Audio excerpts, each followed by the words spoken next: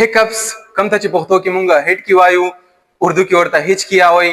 څنګه راځي او د فوري تور باندې علاج بسوي که سمپل پښتو کې مونږ خبرو کو هیکپس یعنی هډ کې زمونږ په باډي کې ریبس کیج دي ست چې مونږ چجي وایو دا غي د لاندې یو سیس دی چې هغه ته مونږ ډایفرام وایو دغه ډایفرام کې مختلف قسمه نرو دي لکه پرینیک نرو شو ویګس نرو شو د دې ډایفرام په بریثینګ کې یعنی په ساه غستو کې یو اهم رول دی اهم کردار ادا کوي کله چې دغه ډایفرام انولنټری موومېنټ یعنی داسې موومېنټ چې کوم د انسان په اختیار کې نه وي داسې موومېنټ اختیار کې زمونږ لنګز ایکسپینډ شي لنګز زمونږ کولاو شي ډایفرام زمونږ انولنټری موومېنټ سٹارټ کی یعنی داسې موومېنټ چې کوم د انسان په اختیار کې نه وي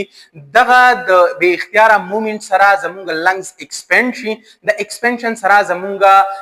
एकदम یو ساه واخلو چې د هغه ساه سره زمونږ په مری کې یو आवाज پیدا کیږي چې هغه आवाज د هکس په شکل کې وي دغه شانت کې د هیکپس یعنی دا هډ کې زمونږ پیدا کیږي اوس دا ډایفرام انولنټری یا بے اختیاره موومېنټ څنګه اختیاري مختلف قسم وجوهات کېدای شي لکه روټۍ ډیره خوړل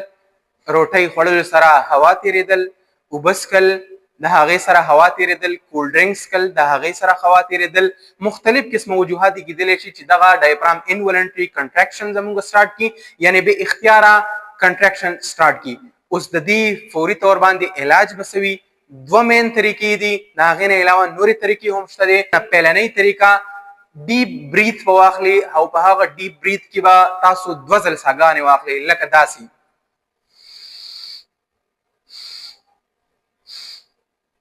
د 15 شپږو سکندو نه والا تر د 10 سکندو پورې به دغه شانته کې دا ساه هولډ وساتئ او 15 شپږ پیری به دغه شانته کې ساګانې واخلئ دې سره به ستاسو هډ کې بند شي که چېرته بند نه شول دویمه طریقه دا ده پلاستیک بیگ یعنی شاپر به راواخلئ په هغې کې به ساه واخلئ د دې مقصد به دا وي چې په شاپر کې به کاربن ډای اکساید کم ته CO2 وایو د هغې لیول به زیات شي او د اکسیجن لیول به کم شي چې د هیکپس یعنی د هډ کو یعنی هچ کیا د هغې د ودرېدلو یو سبب ګرځېدی شي نورې طریقې لکه تاسو یخې اوبه هم څښلی شئ خوږ څیز هم خوړلی شئ تاسو یعنی یو کس تاسو باندې داسې څه زیری هم کولی شي که هغه د خفګان وي که هغه د خوشحالۍ وي چې هغه ستاسو دپاره یو شاکینګ نیوز وي د دې نه علاوه تاسو خپل زنګونان راغستلی شئ او هغه خپلې سینې سره هم جوختولی شئ لکه تاسو ته په دغه تصویر کې ښکاري د دې نه علاوه تاسو خپل لاسونه راغستی شئ هغې باندې سینه هم ډبولی شئ او دغه شانته کې ستاسو هیکپس دا ودرېدلی شي امید کوم په هیکپس باندې به تاسو پوه شوي وئ